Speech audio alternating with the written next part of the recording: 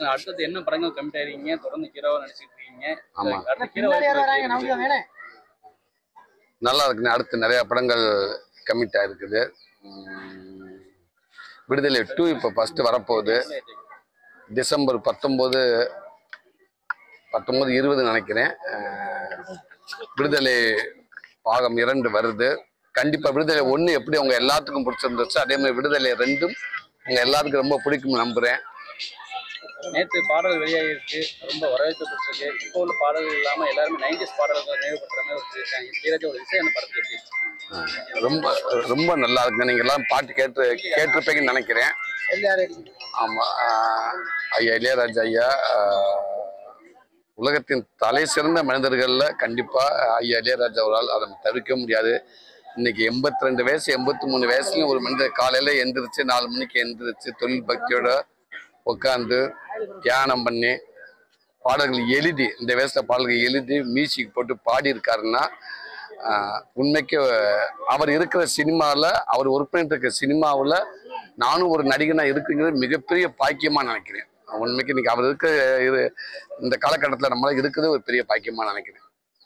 இன்னும் அவர் இந்த இயற்கையும் இந்த இறைவனும் ஐயா இளையராஜா ஐயா அவர்களுக்கு உடல் ஆரோக்கியத்தையும் நீண்ட ஆயுஷை கொடுத்து அவர் இன்னும் நம்மளுக்கு பல படங்கள் மியூசிக்கும் பல படங்கள் வரிகளும் அவர் கொடுத்துட்டே நான் வேண்டிக்கிறேன் இந்த முருகன்கிட்ட.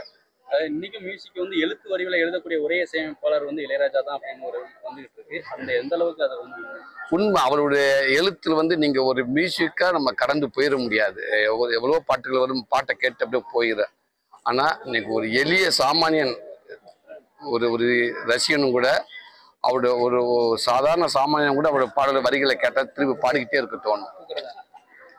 ஒரு பாட்டை மட்டும் இல்லாமல் நம்ம பல ஒரு வாழ்க்கை இருக்கு, அதில் ஒரு அற்புதமான ஒரு வாழ்வியலை கொடுக்கக்கூடிய ஒரு மியூசிக் டைரக்டர் தான் இளையராஜா ஐயா அவர்கள்.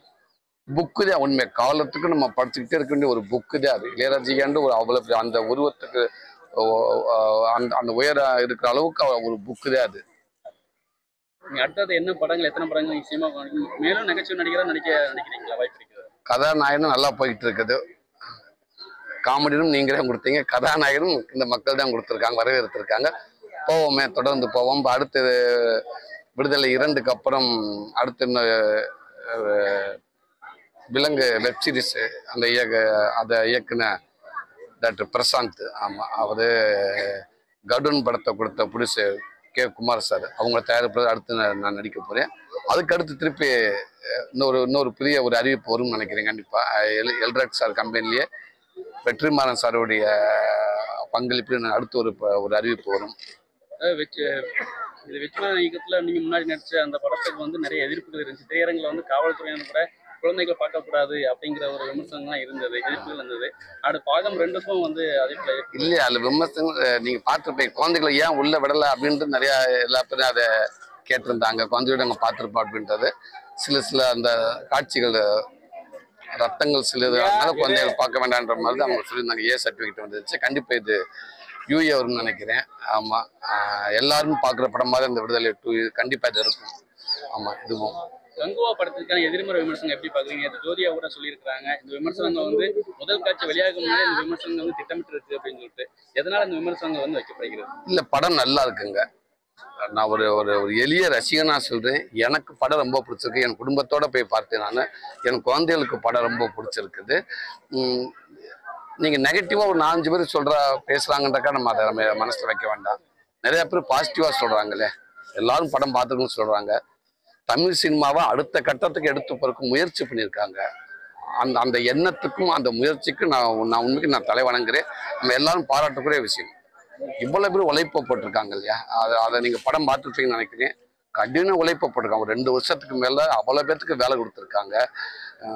பல கோடி கடனை வாங்கி படம் எடுக்கிற தயாரிப்பாளர் வந்து யாரும் வந்து தான் படம் தோக்கணும்னு படம் எடுக்க போறது கிடையாது.